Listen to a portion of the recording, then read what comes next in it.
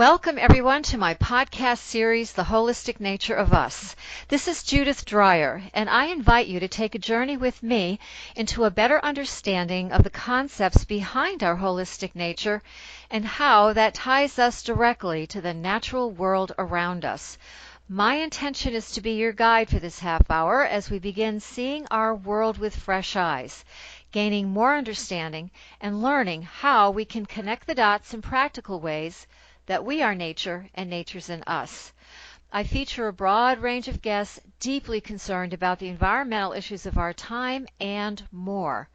Authors and educators, practitioners and others whose passion for this earth and for all species help us create sustainable bridges of understanding. These folks are innovators, action-oriented, creating solutions in a variety of ways that honors us and the planet's holistic nature. And I am so honored to share their stories, their projects, and their passion with all of you. So thank you for joining me today for another engaging interview. And today I'm delighted to welcome back Agneta Borstein. Agneta is a professional astrologer, a workshop facilitator, a teacher, author, and shamanic practitioner who combines her 30 years of healing with a distinct and general approach.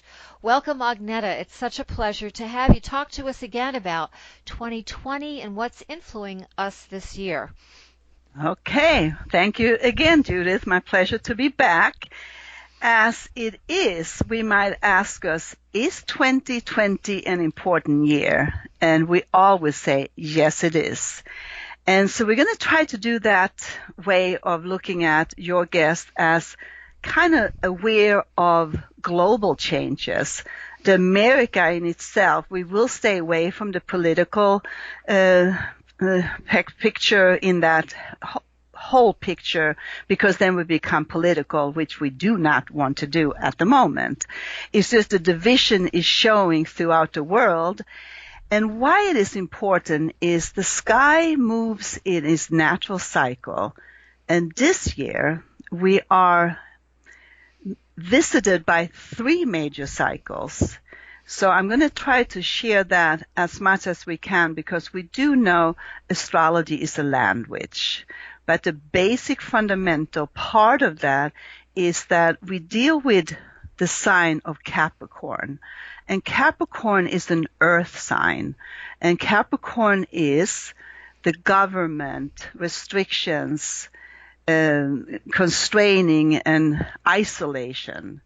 But it also is about discipline, which your audience will learn from, to be disciplined of what we have come so far to prove of how we live our lives. So if the division is felt more in America than another country, we should not think about it, because we see climate changes throughout the whole world. And so the degree are kind of adding up in the degree of 22, 23, 24 to 25 throughout the whole 2020. And by the way, each zodiac sign and or planet counts from 0 to 30 degrees. So right now we're hovering the whole year around these degrees. So if one of your audience know that they have something in their birth chart of Capricorn, Cancer, Aries, or Libra, they might be more affected than somebody else. So we are going to separate the mass consciousness and really focus about how we perceive real news, fake news, how we get affected by not allow the control to get to our heart and what we believe in. That's the crucial part to maintain our dignity. Why, never mind you, Judith, how many years you have taken care of the earth and how many years I have studied the art of astrology. So we all have passion, which is what we have to remember, especially this year.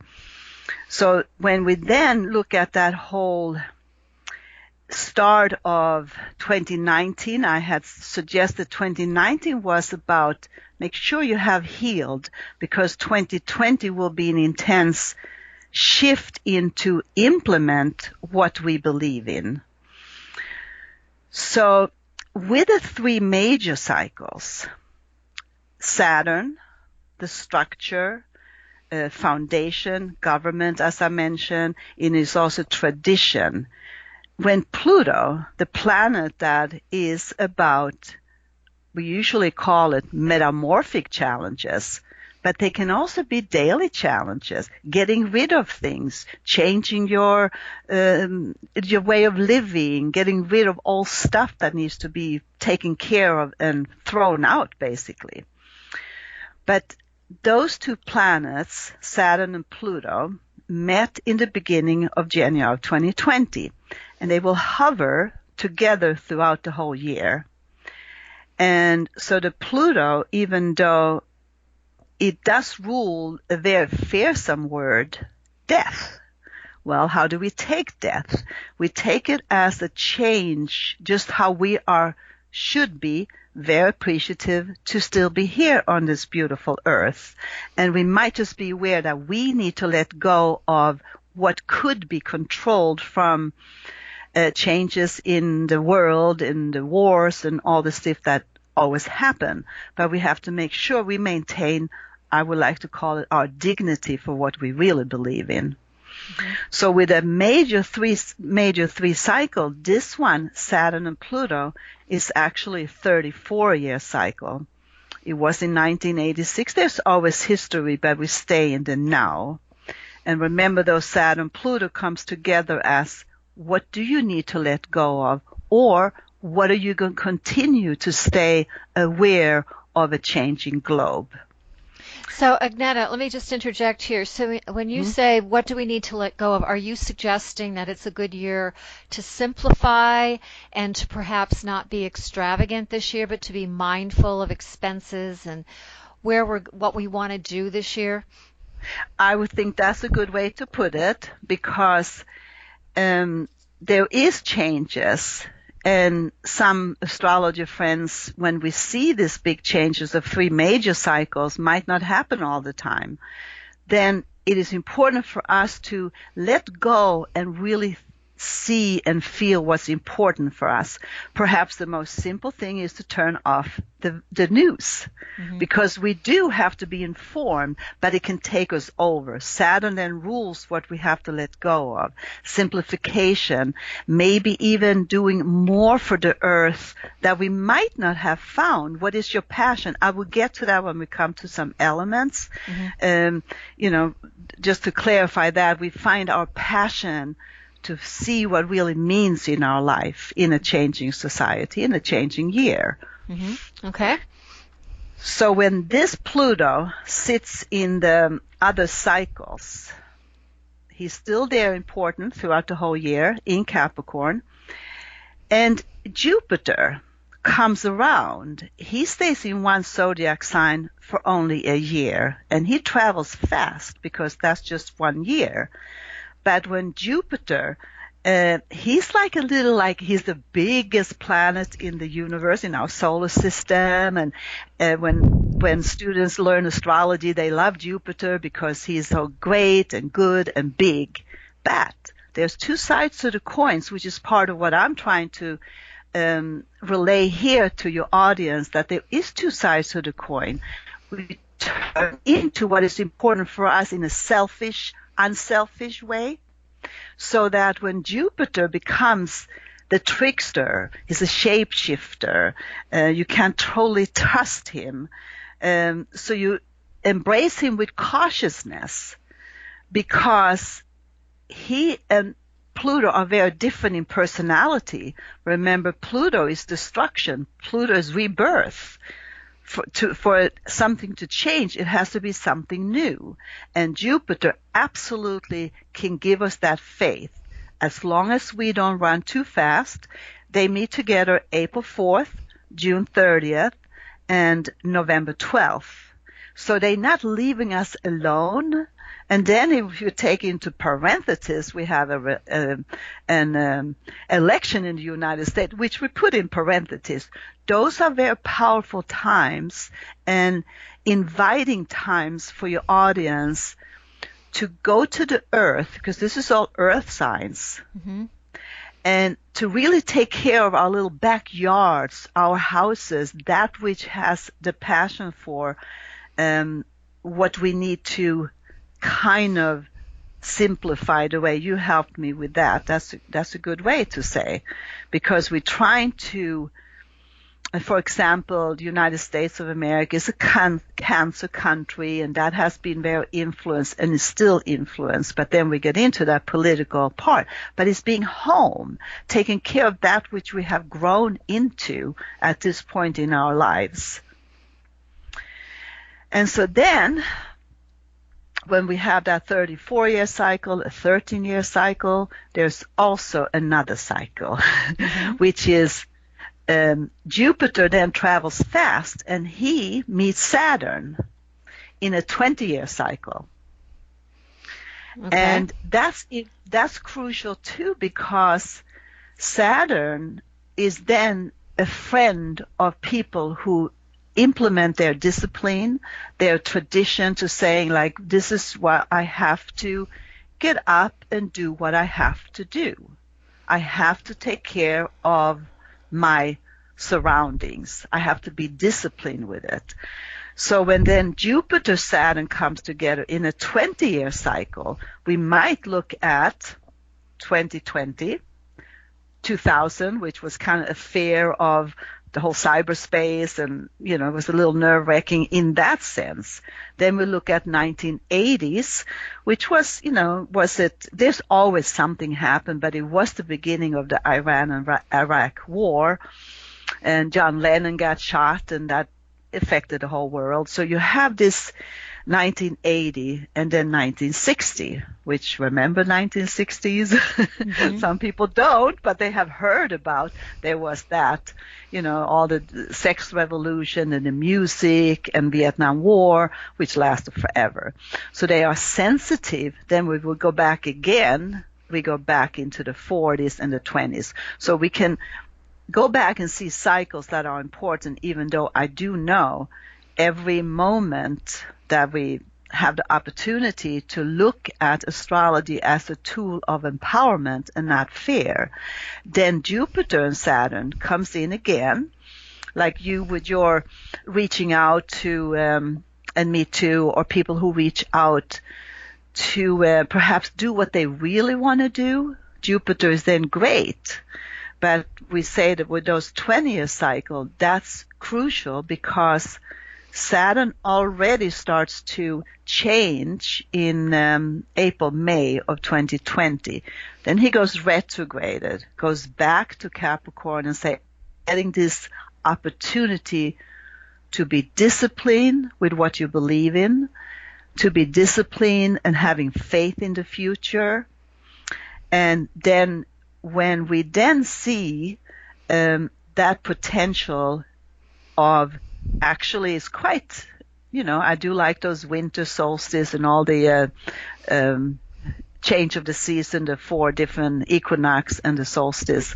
And it actually happened that Jupiter and Saturn comes together that same day on December 21st. And that's when the sun stays 0 degree in Capricorn. So it will be a culmination at the end of the year. And never mind, you know, at that point with November and then December, how do we stay in the collective, individual consciousness to continue our paths, whatever that might be, the passion for what we consider Earth.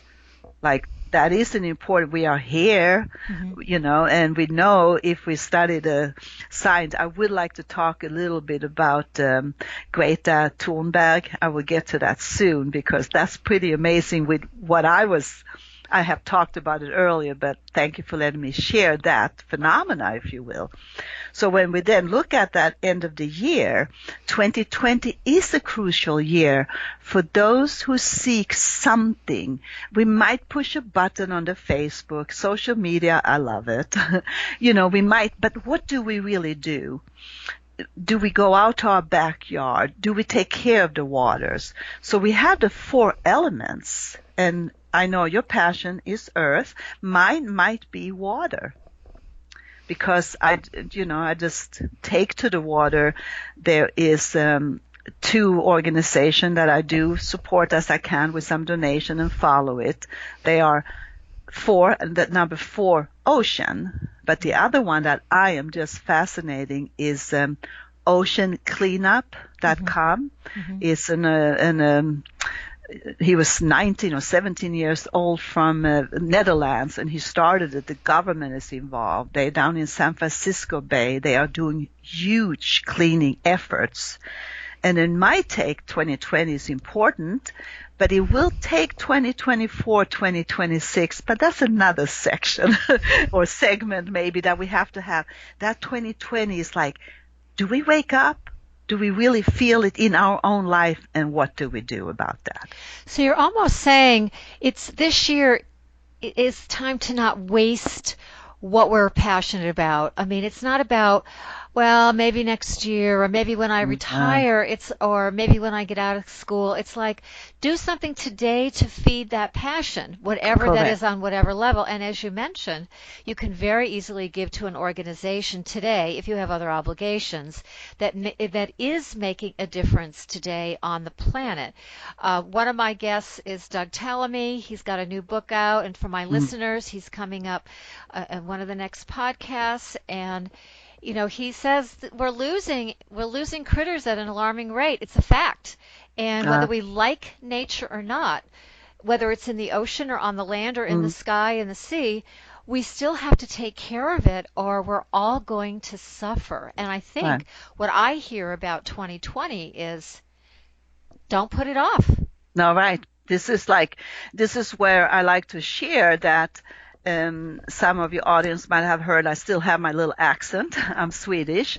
I do read a Swedish paper, and I had noticed that Greta Thunberg, then she came out, if you will, to our awareness in 2019. But for a whole year, I had followed her in the daily newspaper that I do read, and I just noticed she just sat there every Friday.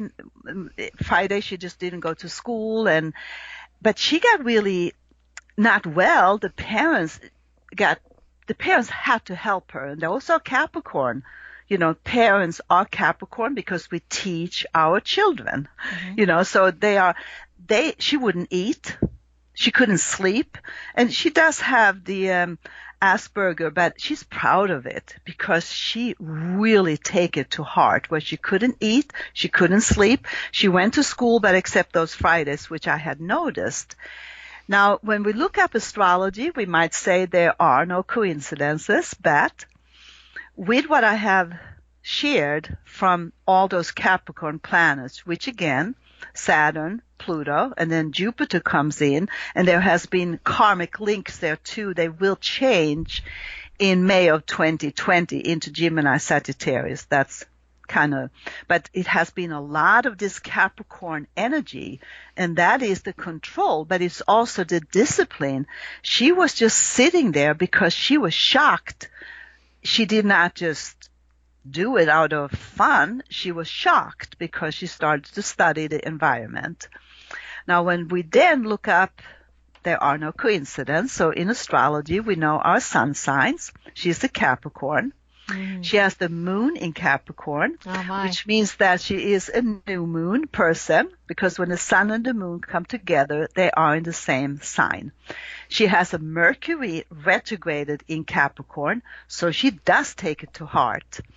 And I have become one of her fans, so I follow her, and I did go down to Hartford. They had that, when it comes what I can participate in, anything I can do, then I will do that. So when you then see that she might have a Capricorn ascendant, that does not matter. My respect to astrology I've been to respecting astrology, but just to awe sometimes. When we then take all those Capricorn planets and a little 16-year-old girl, wonderful person, takes the mass consciousness and she walks millions of people on the street. They just follow, perhaps, and this is in respect to Greta, is in respect to her that I might say, it might not be Greta, but it is all of us in the mass consciousness. In her individual consciousness, she goes, this is enough. The earth. And in that, there is the layer of the water, the air, the fires. I mean, it comes into, we are here on earth. And she is all that Capricorn. And I feel so much when I, get into my little, not where the practical part of me is like, she woke something up in all of us, or all of us that walked, that believe in her, because I don't think it's just that which she might represent with being an activist, because a lot of the world are opposing governments, i.e. Saturn Capricorn, Pluto Capricorn. It's a certain fears like it's the government who has to do something, and that is the mass that she then represent in all of us. Do you see that? She had this movement. And how could she wake up so many, I don't even know how many millions. First it was 5 million. Now it's like the kids or adult people continue to follow that mission of mass consciousness that she woke up through her little message. Well, she's also reminding us that we are one on this planet, and that's where the mass consciousness comes in, and how can we individually express that? She's chosen to do it this way, and look what her one speech has caused a tremendous wave around the world. And it seems like you said, there's no coincidences because she's Capricorn, because Capricorn seems to be the big player right now. She's helping us decide, are we going to let governments destroy our world environmentally, or are we going to transcend that and say we can make a difference? Yes, and that's our responsibility very strong in 2020, in the passion of, because I like the water, and you might say you have the herbs, which is more earth, and the air is more the quality of, unfortunately, I still like to fly, but that's part of the whole gas and how we educate ourselves by our footprints. And the next one, of course, is the fire. And I was thinking about how can I tell people, well, be careful with fire. It's the governments that has to step up to all these different angles of earth in that quality of that we are all here to share.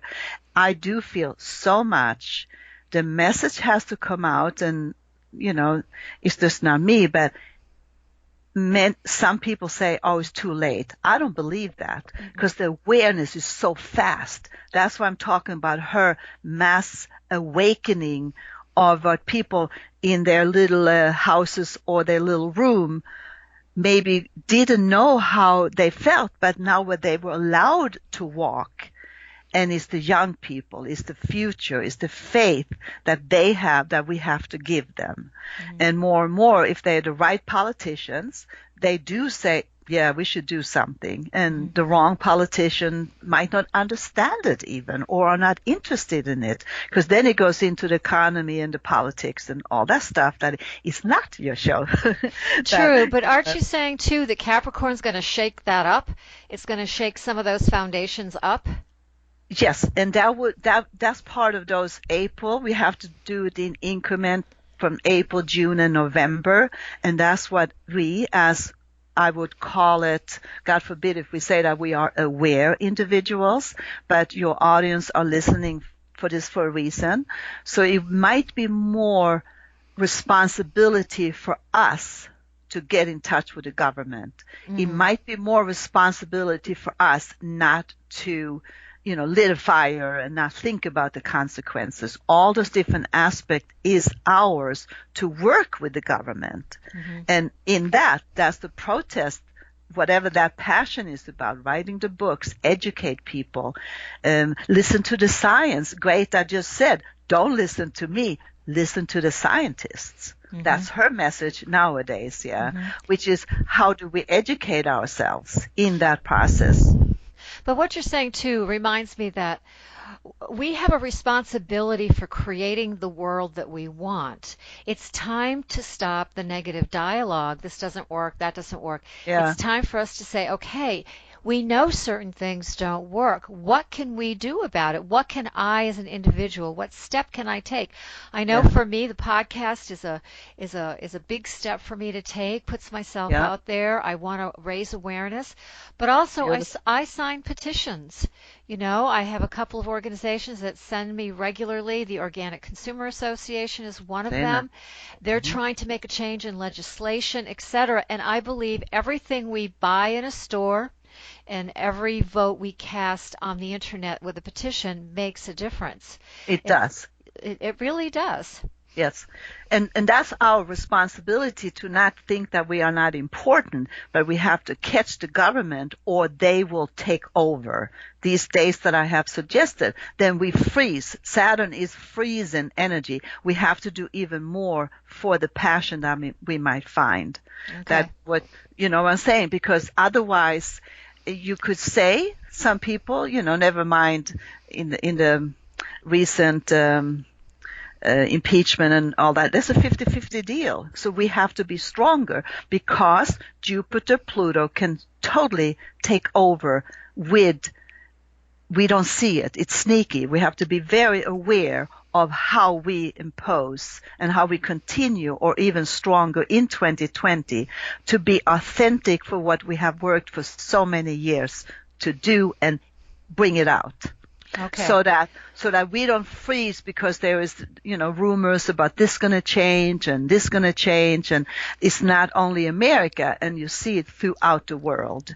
And that's where the Greta, not just Greta, is all what she woke up in us. Mm-hmm. And that's why it's crucial to not get down about the government, is to work with them, like you say, petition, being aware how we carry ourselves. Mm-hmm. Absolutely. And thank you for doing that. Yeah. Well, I wonder how many of us, I just got an email from my local congressman from my state, and it only takes 2 minutes to read their little blurb and say yes or no, or could you look into this?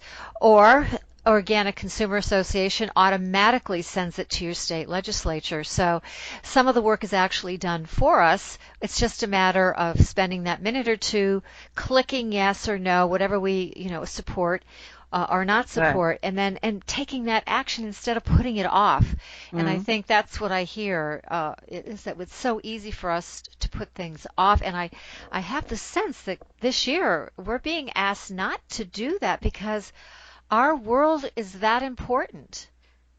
Right. And that's what I feel the planets are so culminating in these strong cycles that we could be frozen. That's the awareness to not freeze. It's about if it helps you to protest, but that's not enough. It's filling in the forms, but being aware, how do you conduct that which is talking to the government? Because it's so big that, picking up trash is beautiful and all those different big machines is down in San Francisco Bay now. That's wonderful. And we have to support that so that they don't take us over and we freeze and get scared. I've had some people, very respectful astrologers, like, I'm getting an anxiety attack. I said, don't do that. Fight. Mm-hmm. And not be, fighting a war, fighting for what you have come so far to believe in. Because otherwise, Capricorn, all those planets in Capricorn can control us. And that's what we have to be aware of, to find that passion of what elements you believe in and get informed. Yeah. Mm-hmm. All right. So I know our time is winding down here. Could you just summarize what you've just shared with us in terms of what you think are the key points for this year? Is to be aware that it is an important year. So it is to have the faith that even though it seems like it could take some years, this is the year that all those 34-year cycle, 13-year cycle, 20-year cycle are culminating for message for us to have faith for not just our future, for our children and grandchildren and for the planet. That's to synthesize 2020. And speak up and be in charge and not letting it down and, getting too bombarded with the fake or real news. Mm-hmm. Well, I really like that. I like the fact that you're reminding us it's not just for ourselves this year, but it's for the future of the planet this year. And we do have, I love Carolyn Mace's work because she reminds us over and over again that everything we do, everything is a choice. Yeah. And what choices do we make today to create tomorrow? If we keep putting it off, we're not going to have the kind of tomorrow that we've envisioned or that we would ideally like to have. I don't want to see a dictator control the world. I want to see people thriving and the planet to be beautiful again, et cetera, et cetera. So those are very good summary, Agneta, for the year and for the future. So thank you. Thank you, Judith, and thank you for all the work that you do. Oh, yeah, this is my pleasure. So did you have any other comments before I sign off? No, there are always eclipses that one should pay attention to. We usually have 4 eclipses each year. Of course, 2020 had to have 6 eclipses, and especially one on July 5th because that does hit the United States of America. So we might just want to be aware how protecting ourselves and not let those news get into our hearts, if you will, but to be educated and continue having that faith. That's absolutely necessary. And those degrees that I mentioned in the earlier part of the program, they're hitting like 24 and 25, and they have to come out of those numbers, if you will, which is our degrees. That will be 2024 and 2026. Starting 2012. So we have to have faith in that sky. Gods are, I have my lecture, how loud will the gods speak? Well, they're speaking pretty loud in 2020. I've been doing that a few times. And it's to have faith, yeah. It might not happen overnight, but it will happen worse if we don't get involved in these, who's controlling who, if you will. Right. I feel like we're at the edge, and we have to decide how we're going to handle that edge, and that means we have to look at it today. And I can't thank you enough for that sense of urgency in a way, because our Earth is worth it. Yes. But we have to be disciplined and be proactive and as you said over and over, is to not let the doom and gloom detract us, because that's its purpose. Its purpose is to detract us. So we have to be strong in the face of that. Correct. Yes. Okay. Well, thank you. Yeah. This is wonderful. So many people are talking about this year, and I really appreciate your perspective. So thank you again. Sure. My pleasure. Always. Thank you everyone for joining us at the Holistic Nature of Us. And I'm so delighted with Agneta's perspective and her guidance and her wisdom for 2020. So this is Judith Dreyer. I'm the author of At the Gardenscape book and blog. My book is available through my website, which is www.judithdreyer.com, as well as several distribution arms such as Amazon, Goodreads, and more. I'd like to remind all of you that a transcript is available for each podcast. Please like and share them. Let's support each other and get the word out. And remember, now is the time for practical action and profound interchange, so we value our world again. Enjoy your day.